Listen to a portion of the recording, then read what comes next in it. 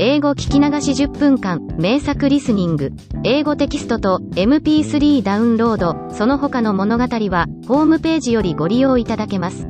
88thpp.com 88thpp.com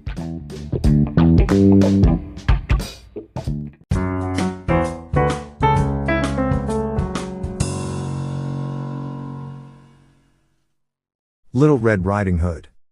Once upon a time there was a dear little girl who was loved by everyone who looked at her, but most of all by her grandmother, and there was nothing that she would not have given to the child.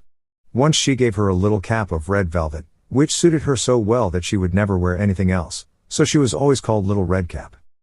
One day her mother said to her, "Come, Little Red Cap, here is a piece of cake and a bottle of wine, take them to your grandmother, she is ill and weak, and they will do her good. Set out before it gets hot, and when you are going, walk nicely and quietly and do not run off the path, or you may fall and break the bottle, and then your grandmother will get nothing, and when you go into her room, don't forget to say, 'Good morning,' and don't peep into every corner before you do it." "I will take great care," said Little Red Cap to her mother, and gave her hand on it. The grandmother lived out in the wood, half a league from the village, and just as Little Red Cap entered the wood, a wolf met her. Red Cap did not know what a wicked creature he was, and was not at all afraid of him.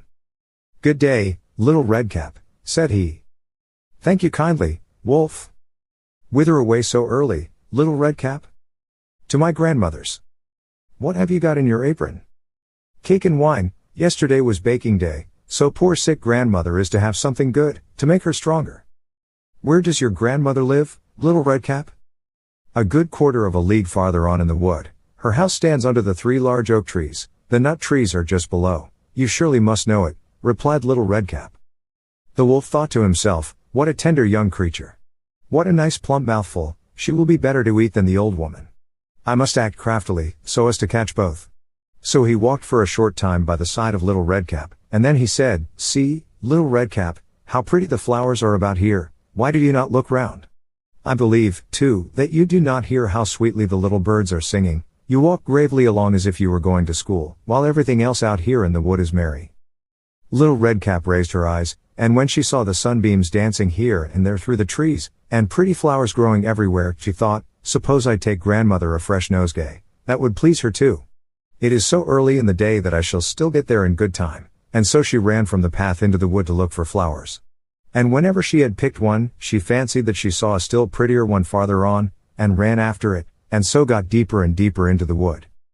Meanwhile the wolf ran straight to the grandmother's house and knocked at the door. "Who is there?" "Little Red Cap," replied the wolf. "She is bringing cake and wine, open the door." "Lift the latch," called out the grandmother, "I am too weak, and cannot get up." The wolf lifted the latch, the door sprang open, and without saying a word he went straight to the grandmother's bed, and devoured her. Then he put on her clothes, dressed himself in her cap, laid himself in bed and drew the curtains. Little Red Cap, however, had been running about picking flowers, and when she had gathered so many that she could carry no more, she remembered her grandmother, and set out on the way to her. She was surprised to find the cottage door standing open, and when she went into the room, she had such a strange feeling that she said to herself, "Oh dear! How uneasy I feel today, and at other times I like being with grandmother so much." She called out, "Good morning," but received no answer, so she went to the bed and drew back the curtains. There lay her grandmother with her cap pulled far over her face, and looking very strange. "Oh, grandmother," she said, "what big ears you have." "The better to hear you with, my child," was the reply. "But, grandmother, what big eyes you have," she said. "The better to see you with, my dear." "But, grandmother, what large hands you have." "The better to hug you with." "Oh. But, grandmother, what a terrible big mouth you have." "The better to eat you with." And scarcely had the wolf said this, then with one bound he was out of bed and swallowed up Red Cap. When the wolf had appeased his appetite, he lay down again in the bed, fell asleep and began to snore very loud. The huntsman was just passing the house, and thought to himself, "How the old woman is snoring. I must just see if she wants anything." So he went into the room, and when he came to the bed, he saw that the wolf was lying in it. "Do I find you here, you old sinner?" said he. "I have long sought you." Then just as he was going to fire at him, it occurred to him that the wolf might have devoured the grandmother, and that she might still be saved, so he did not fire, but took a pair of scissors, and began to cut open the stomach of the sleeping wolf. When he had made 2 snips, he saw the little red cap shining, and then he made 2 snips more, and the little girl sprang out, crying, "Ah, how frightened I have been." How dark it was inside the wolf, and after that the aged grandmother came out alive also, but scarcely able to breathe. Redcap, however, quickly fetched great stones with which they filled the wolf's belly, and when he awoke, he wanted to run away, but the stones were so heavy that he collapsed at once and fell dead. Then all 3 were delighted. The huntsman drew off the wolf's skin and went home with it. The grandmother ate the cake and drank the wine which Redcap had brought, and revived, but Redcap thought to herself, "As long as I live, I will never by myself leave the path, to run into the wood, when my mother has forbidden me to do so." It also related that once when Redcap was again taking cakes to the old grandmother, another wolf spoke to her, and tried to entice her from the path. Redcap, however, was on her guard, and went straight forward on her way, and told her grandmother that she had met the wolf, and that he had said good morning to her, but with such a wicked look in his eyes, that if they had not been on the public road she was certain he would have eaten her up. "Well," said the grandmother, "we will shut the door, that he may not come in." Soon afterwards the wolf knocked, and cried, "Open the door, grandmother, I am little Redcap, and am bringing you some cakes." But they did not speak, or open the door, so the greybeard stole twice or thrice round the house, and at last jumped on the roof, intending to wait until Redcap went home in the evening, and then to steal after her and devour her in the darkness.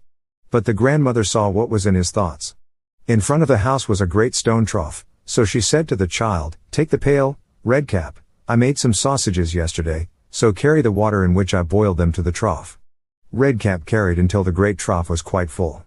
Then the smell of the sausages reached the wolf, and he sniffed and peeped down, and at last stretched out his neck so far that he could no longer keep his footing and began to slip, and slipped down from the roof straight into the great trough, and was drowned.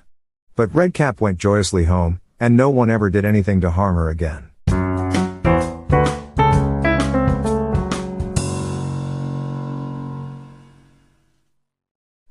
Audiobook, Japanese Dream by Hitomi Woods on sale at online stores or apps. Apple, Audible, Google Play, Nook Audiobooks, 43 available distributors in total.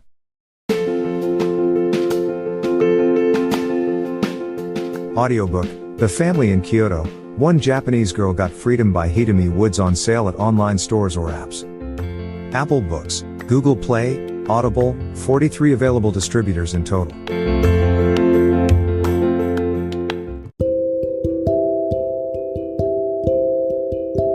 Audiobook, Living in Kyoto by Hitomi Woods. Now on sale in online stores. 44 available distributors. Apple, Google Play, Amazon Audible, or else.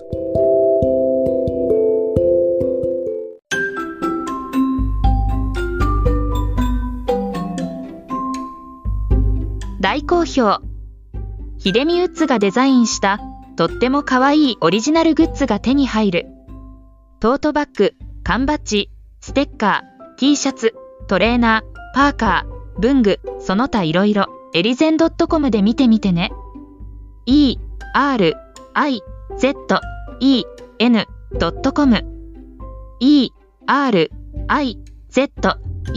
erizen.com エリゼン .com。